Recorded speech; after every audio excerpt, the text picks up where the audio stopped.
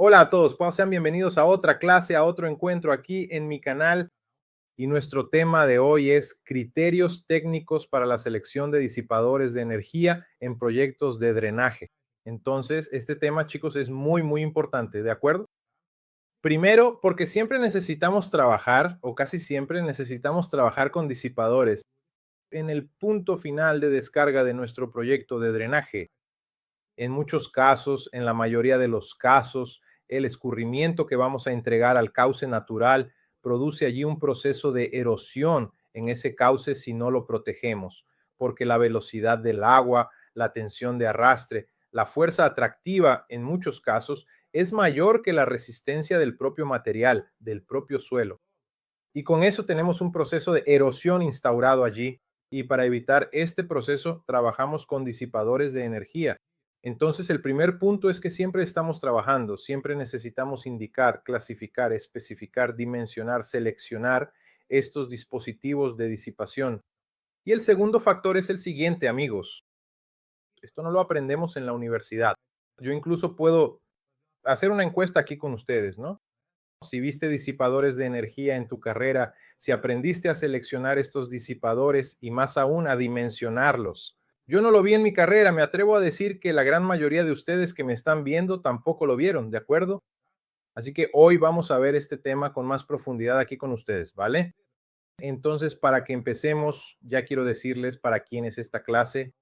Y esta clase es principalmente para ti, que eres ingeniero civil, para ti que eres ingeniero ambiental, para ti que eres ingeniero hídrico, para ti que trabajas con drenaje o ya has trabajado con drenaje, deseas volver a este mercado o quieres ingresar en este mercado, seas muy bienvenido.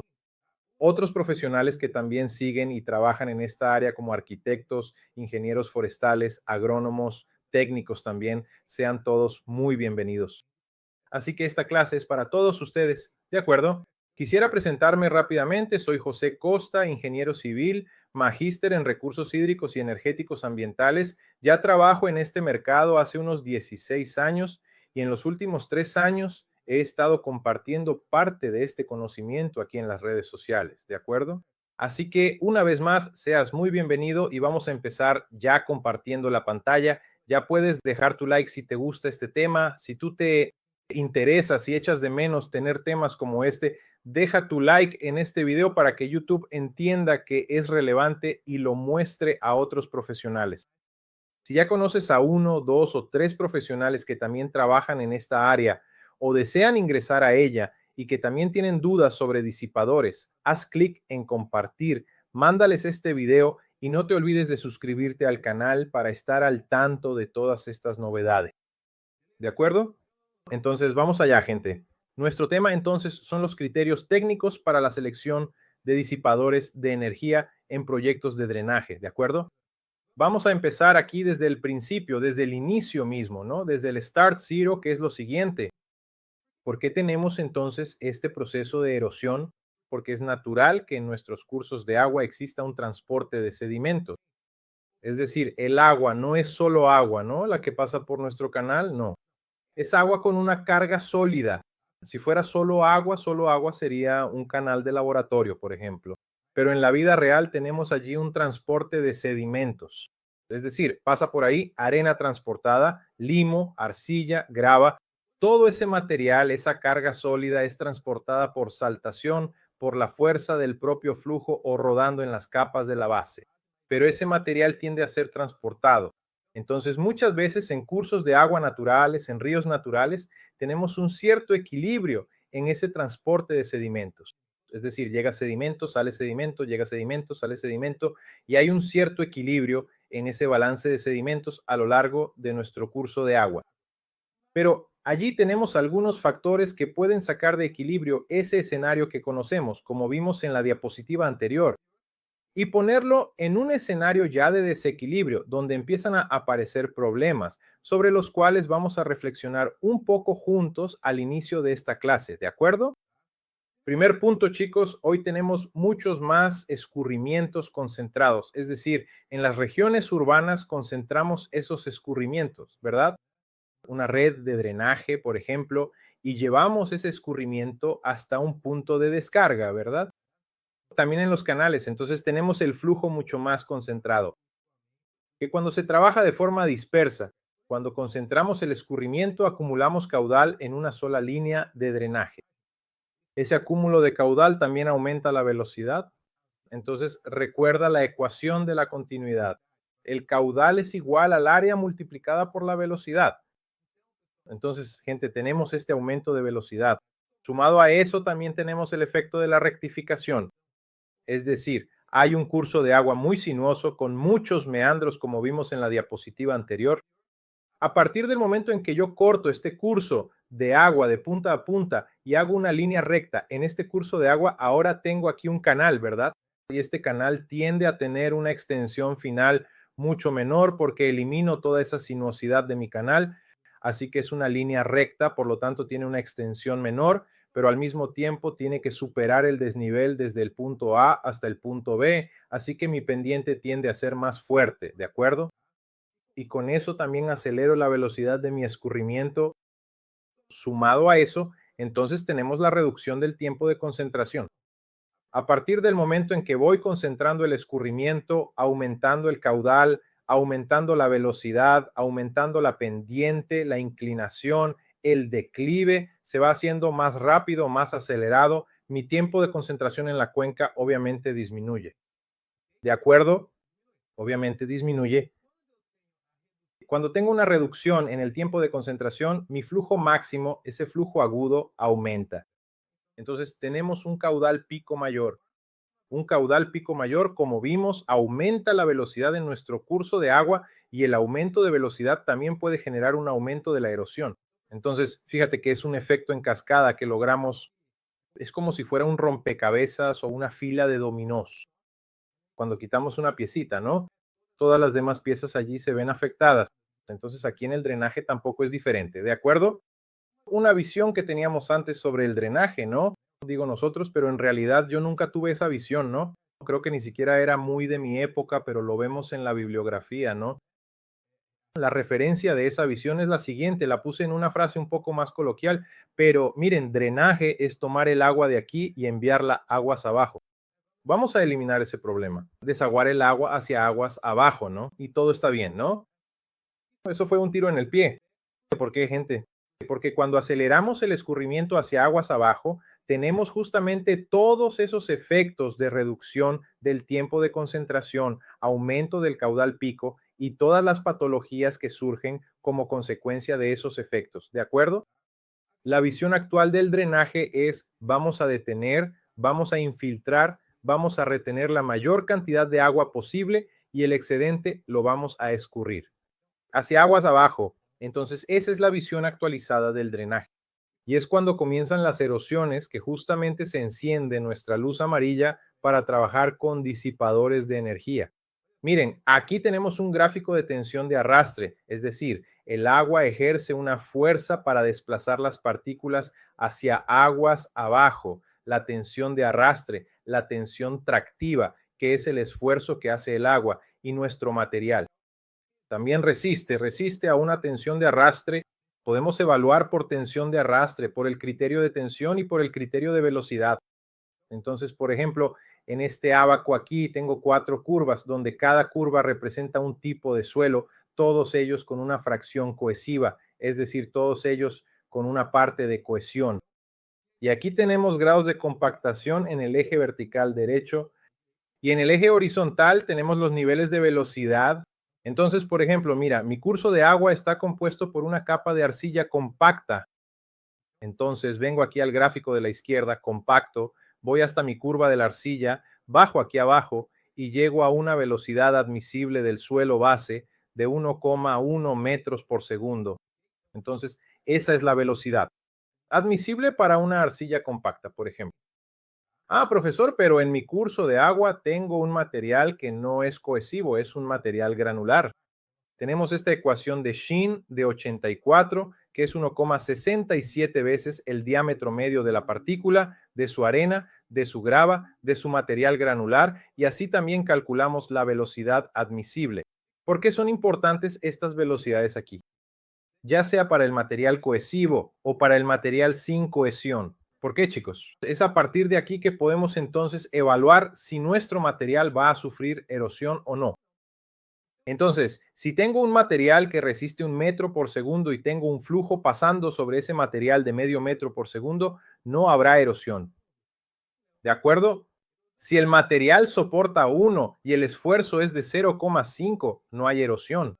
Ahora, si mi material soporta 1 metro por segundo y tengo ahí un esfuerzo de 2 metros por segundo, una velocidad de 2 metros por segundo, va a haber un proceso de erosión. Y en ese caso, entonces necesito estar atento o para redimensionar mi sistema o para seleccionar correctamente un disipador de energía y luego dimensionar ese disipador.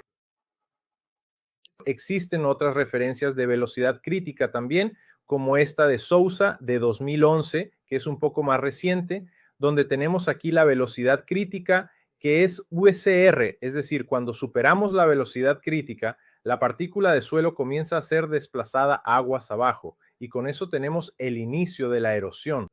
Entonces depende del peso específico del material del lecho, del suelo, del peso específico del agua, del diámetro medio del material del lecho y de la altura del escurrimiento.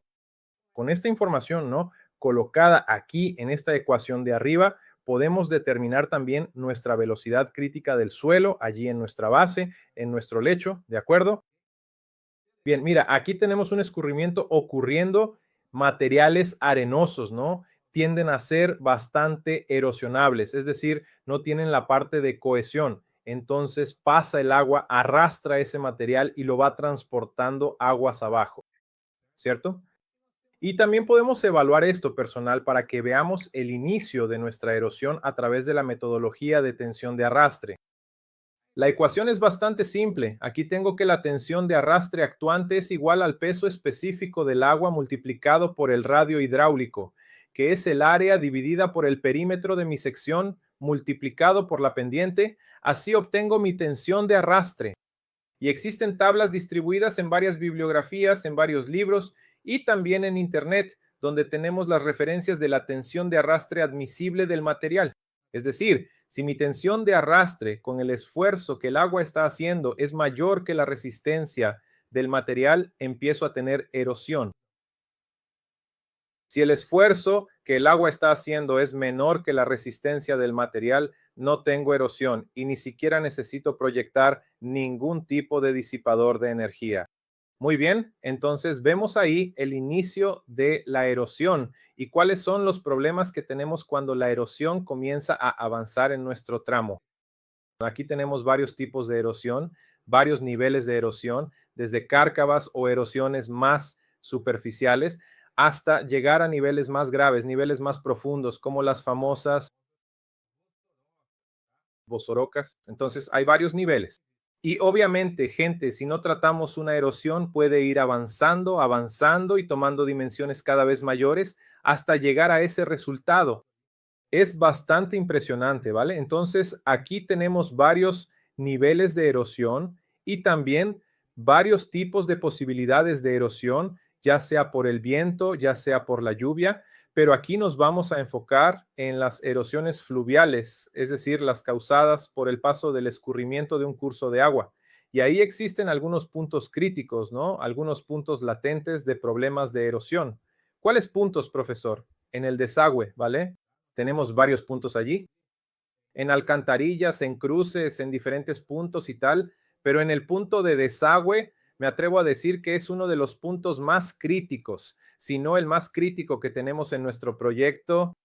¿Por qué? Porque fíjate bien, tenemos todo nuestro proyecto funcionando.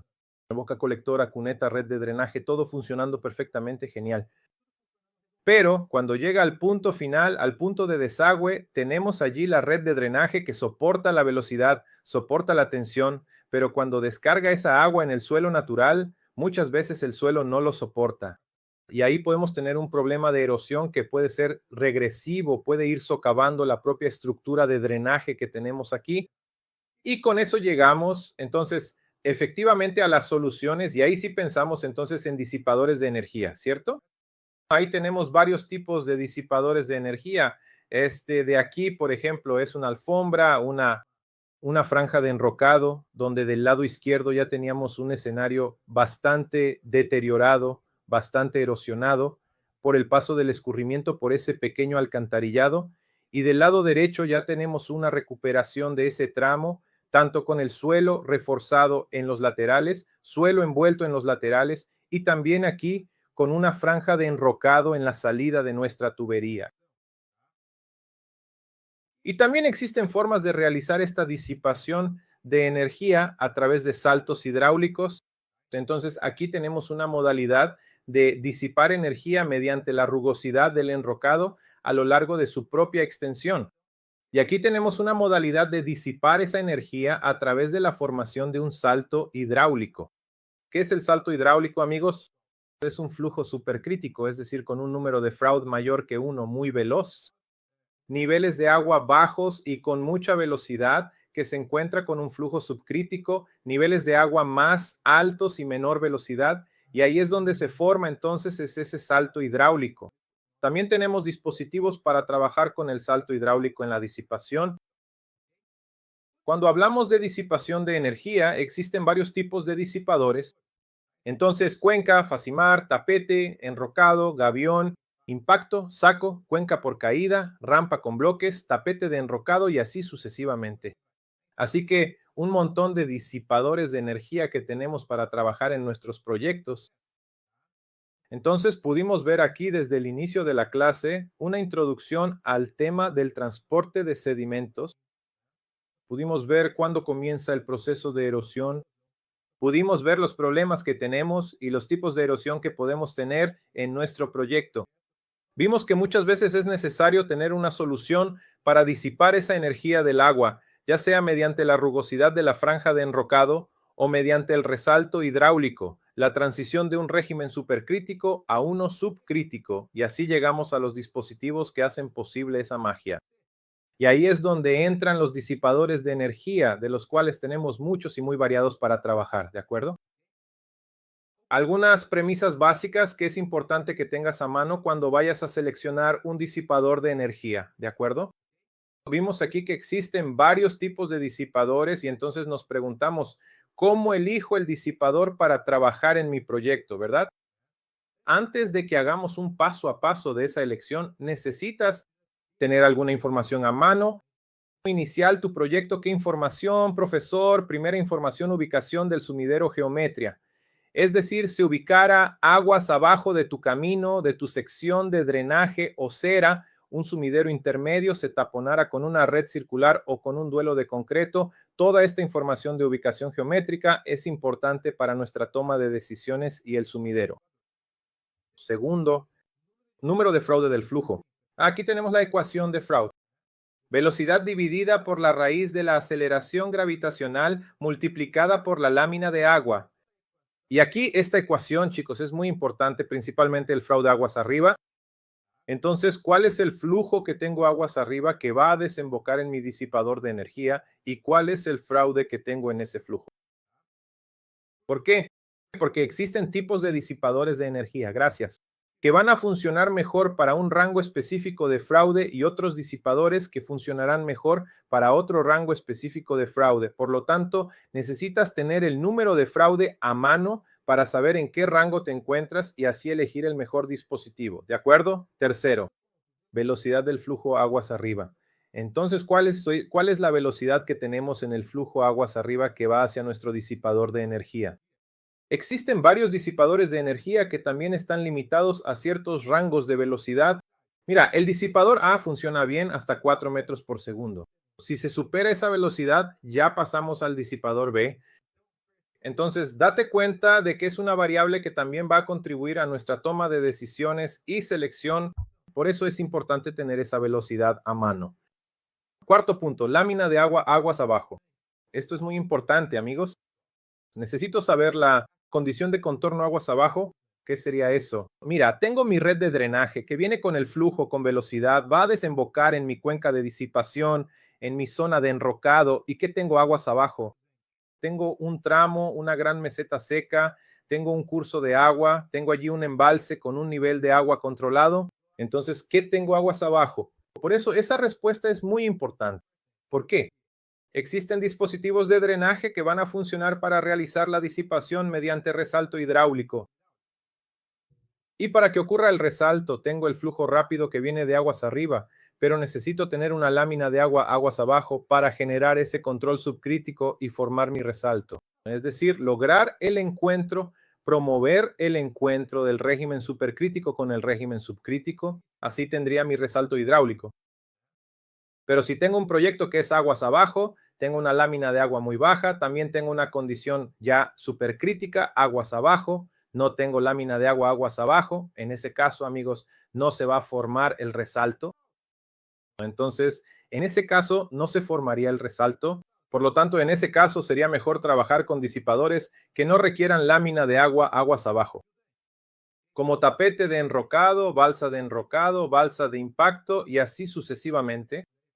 Y el último punto aquí que es importante que tengas en cuenta también es el caudal de entrada. Existen disipadores que se aplican solamente para un determinado nivel de caudal de entrada. El disipador A solo es eficiente hasta un caudal de X metros cúbicos por segundo.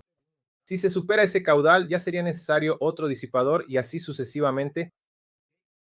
Bien, esta tabla, chicos, resume bien este rango de validación de cada uno de estos disipadores. Entonces, miren, en la columna 1 tenemos los tipos de disipadores de energía. En la columna 2 tenemos el número de Froude para los cuales estos disipadores fueron ensayados. En la columna 3 tenemos una limitación de velocidad para cada disipador también.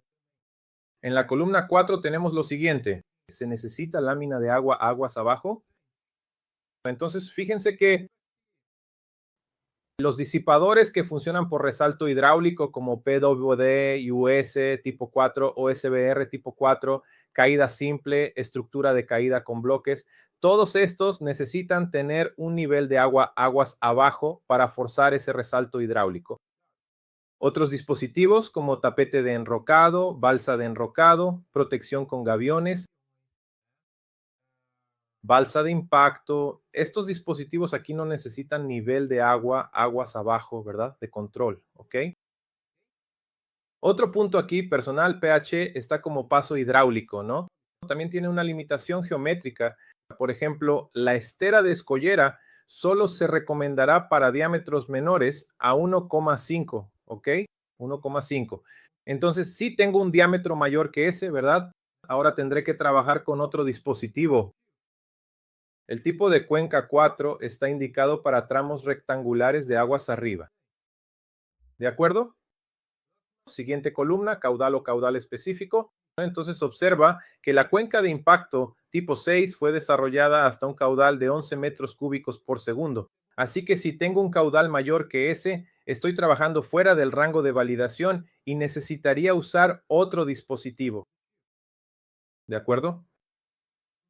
Ubicación de estos dispositivos. La ubicación puede ser a lo largo de la propia red, de la propia caída, de la propia rampa, como una escalera disipadora, una rampa con bloques, por ejemplo. O puede ser precisamente en el tramo final, aguas abajo, donde tenemos la ubicación del disipador. ¿De acuerdo? Perfecto.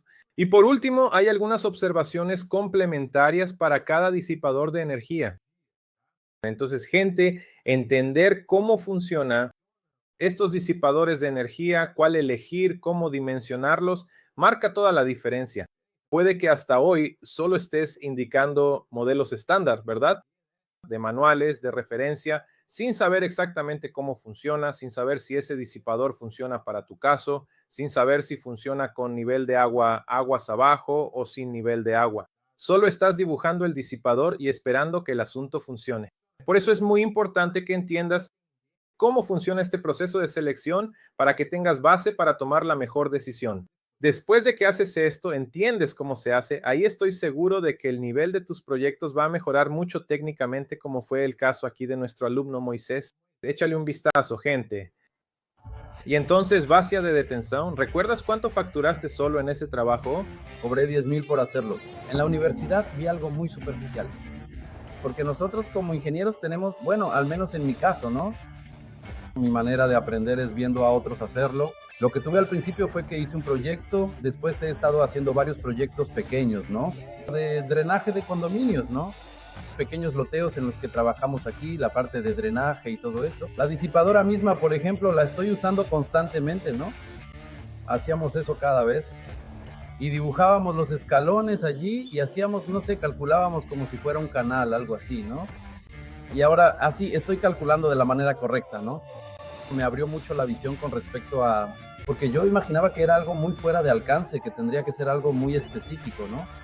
Y veo que es algo sencillo para cualquier profesional de la ingeniería hacerlo, porque son conocimientos amplios, pero son cosas fáciles de hacer, ¿no? Entonces, ahí vimos, personal, la importancia de saber utilizar correctamente, dimensionar, elegir, seleccionar el dispositivo para nuestros proyectos, como fue el caso aquí de Moisés también. ¿De acuerdo? Bien, entonces vamos a este paso a paso. Miren, primer paso, levantamiento de los datos de entrada. Vimos por nuestra tabla que necesitamos tener algunos rangos de validación para elegir nuestro dispositivo. Y para que tengamos ese rango de validación, vamos a levantar algunos datos importantes de entrada y salida. Entonces, de entrada, ¿cuál es el caudal de entrada? ¿Cuál es el tipo de régimen que tengo en la entrada? Esto es subcrítico, que posiblemente lo será. ¿Cuál es la altura del nivel del agua? ¿Cuál es la velocidad? ¿Cuáles son las dimensiones que tengo de la estructura de entrada? ¿Cuál es la rugosidad que tengo en la entrada? La inclinación del tramo de entrada. Hay algunos dispositivos que trabajan con una inclinación máxima en el tramo de entrada. ¿Y cuál es el número de fraude? Todo esto es para lo que está llegando a nuestro dispositivo de disipación. Ahora, lo que sale, es decir, el tramo de salida, ¿cuál es la sección transversal que tengo aguas abajo? ¿Cuál es el tipo de suelo? ¿Cuál es la pendiente de mi canal? ¿Cuál es la altura de la lámina de agua aguas abajo? Son informaciones relevantes aquí para nuestra selección. Entonces, el primer paso es recopilar la información, reunir los datos de entrada y salida. Segundo paso, personal, analizar las velocidades y tensiones de arrastre. Es decir, cuando tengo una velocidad actuante mayor que la velocidad admisible del suelo, muy posiblemente voy a necesitar trabajar con este patrón de energía. ¿Por qué puse como muy posiblemente un asterisco? Porque hay varios casos en los que, incluso en esta situación, podemos observar el perfil del terreno aguas abajo. Muchas veces es un perfil bastante plano, así que si ocurre un proceso de erosión y este se estabiliza, incluso puedo considerar no trabajar con el disipador. Puede haber casos en los que pueda modificar mi proyecto aguas arriba para reducir ese impacto en la salida y no trabajar con el disipador. Entonces, hay algunos escenarios en los que todavía puedo mover las cartas del juego. Ahora, si la velocidad actuante es menor que la velocidad admisible, o también por el criterio de tensión de arrastre. Si la tensión actuante es menor que la admisible, entonces no hay necesidad de un disipador de energía, ¿correcto? Entonces, en ese caso no necesitamos prever ese disipador de energía, ¿cierto? Tercer paso, estudio de soluciones. Entonces, aquí vamos a hacer una preselección de posibles disipadores de energía que se ajusten a nuestro rango de variación. Para eso, venimos aquí al primer árbol de decisión, que es el siguiente. ¿Dónde está la ubicación de nuestro disipador? ¿Está aguas abajo de nuestro canal o es para superar desniveles? Es decir, en la salida hay un desnivel que debe ser superado. Si está aguas abajo del canal, todavía podemos tenerlo en la salida de un paso hidráulico, de una red, de una sección cerrada o en la salida de un canal abierto. Si es una sección cerrada, aquí tengo un conjunto de disipadores que funcionarán mejor. Si es una sección abierta, tengo otro conjunto de disipadores que funcionarán mejor. Ahora, si es un disipador que se va a aplicar para superar desniveles, entonces tenemos otro conjunto de disipadores. Por ejemplo, tengo un desnivel que debe ser superado. No hay manera de trabajar con una alfombra de enrocado inclinada. No va a funcionar. Tendré que trabajar con una rampa con dientes o con una escalera disipadora para superar ese desnivel. Mientras tanto, estoy disipando la energía. Etapa 2. Mira, aquí la salida es en una red de drenaje, una salida hidráulica. La velocidad es menor que 4.5. Sí. El diámetro es menor que 1,5. Sí.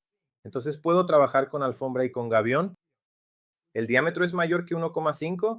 Entonces voy a trabajar solo con gavión. La velocidad no es menor que 4,5. Entonces mi fraude es menor que 3. Sí. Mi sección hidráulica es circular. Sí. Mi lámina de agua aguas abajo es baja, ¿sí? Entonces tendré que trabajar con cuencas de relleno de roca, cuencas de impacto y cuencas de retrolavado. ¿No está la cuchilla baja? No. Entonces lavabo tipo EP, lavabo tipo PWB y lavabo tipo S. Pasaje hidráulico, ¿verdad? Sección circular. No. Entonces cuenca de relleno de roca, cuenca de impacto, cuenca de contrarrespaldo. Y si mi fluido no es menor que 3, entonces es una cuenca de impacto, ¿de acuerdo? Perfecto. Y para superar el desnivel que tenemos en la salida, entonces es una disipación gradual a lo largo del recorrido, es decir, ya voy disipando a lo largo del trayecto. Voy a colocar el disipador allá, aguas abajo, en el punto de descarga. Entonces, si es una disipación gradual, aún tengo un FRU de aquí que es menor que 1. Sí. Entonces, número mínimo de elementos, sí. Rampa dentada y rampa con travesaños. Es decir, cuando trabajo con una rampa con bloques o una rampa con esos travesaños transversales, como si fueran vigas a lo largo del canal, en estos casos tenemos un número mínimo de elementos para que el dispositivo funcione. Ahora, cuando no hay un número mínimo de elementos, como aquí abajo, gavión con estructura de escalón, gavión de concreto, escalera disipadora, no hay un mínimo de escalones. Entonces, da igual, 3, 4, principalmente si se va a trabajar con nipple flow, no va a hacer mucha diferencia y no será necesario tener un número mínimo de escalones. Ahora, si mi flujo no es menor que 1, entonces también se puede trabajar con estructuras con escalones, ¿de acuerdo? Entonces, fíjense que hay todo un diagrama de flujo para que vayamos verificando aquí cuál es la condición de nuestro proyecto. Por eso es que vamos a necesitar aquella información inicial para entonces encontrar el camino aquí del conjunto de mejores dispositivos. Hecho esto, gente, entonces obviamente vamos a necesitar trabajar aquí con una comparación, un trade-off de estos elementos en 3 aspectos. Costo, porque en ingeniería vamos a tener el costo de la parada, vamos a tener el resultado, es decir, qué disipador ofrece la mejor disipación para mi escenario, y el tercero es la seguridad en el método. Es decir, existen ensayos que presentan ecuaciones para que calculemos la velocidad del flujo a la salida del disipador. Eso es muy importante. Existen otros métodos que no presentan este recurso, así que no podemos saber la velocidad a la salida del disipador. Por lo tanto, tenemos menos seguridad en ese tipo de método.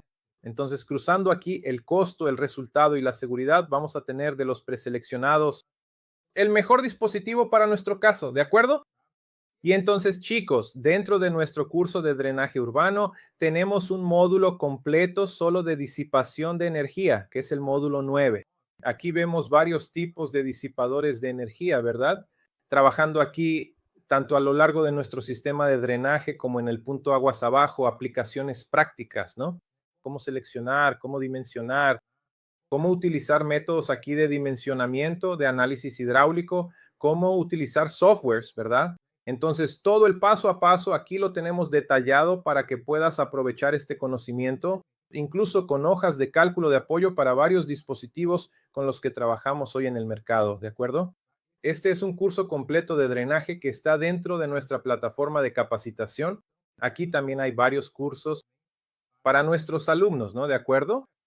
Entonces, chicos, espero que este contenido haya arrojado una luz importante para ti que trabajas con drenaje o deseas trabajar en ello, ¿vale? Porque los disipadores de energía siempre estarán trabajando para evitar procesos de erosión. Y ahora, para que trabajemos de la manera correcta, tenemos que saber cómo seleccionar estos dispositivos, ¿de acuerdo? Y para seleccionar de la manera correcta, tenemos que seguir ese paso a paso para que el dispositivo esté bien seleccionado y luego dimensionar ese propio dispositivo. ¿De acuerdo? Entonces, chicos, les agradezco su atención. Me despido por aquí. Cualquier duda adicional, déjenla también aquí en los comentarios, ¿ok? Deja tu like en este video si te gustó. Haz clic para compartir con 1, 2 o 3 colegas y suscríbete al canal para que también puedas recibir esta información. ¿Belleza? Chicos, lo dejaré así entonces. Un fuerte abrazo. Nos vemos la próxima vez. Adiós.